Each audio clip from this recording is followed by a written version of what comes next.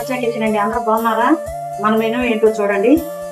ఎండ్రేలు పెసర పునుగులు పులుసు అండి, మెత్తళ్ళు మామిడికాయ కూర అండి, వేడివేడిగా అన్నం అండి, మజ్జిగ, దాంట్లోకి అండి జీలకర్ర అండి. జీలకర్ర పొడి వేసుకుంటే మనకి గ్యాస్ట్రిక్ ట్రబుల్ అది ఉండదండి. జీలకర్ర పొడి వేసుకోవాలి, వడదెబ్బ తగలదండి, చాలా మంచిగా ఉంటుంది.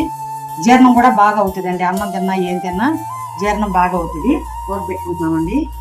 కోడిగుడ్లులాగా ఉంటాయండి పులుసు, పెసర పునుగులు పులుసు కోడిగుడ్లులాగా ఉంటుంది. ఇదిగోండి మామిడికాయ కూర కూడా వేసుకుంటున్నానండి. మామిడికాయ మెత్తళ్ళు సూపర్ అండి, ఇంకా మీరు తింటే వదిలిపెట్టరు. ఒకసారి వండుకొని చూడండి, చూసి చెప్పండి. ఇది వేడివేడిగా అన్నం, మజ్జిగ ఎక్కువ తాగుతానండి. నేను తింటున్నానని కాదండి, సూపర్ ఉందండి, చాలా బాగుందండి. సూపర్ అనకూడదండి, చాలా కమ్మగా ఉందండి.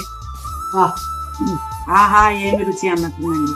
మీకు నచ్చినట్లయితే లైక్ చేయండి, షేర్ చేయండి, సబ్స్క్రైబ్ చేసుకోండి.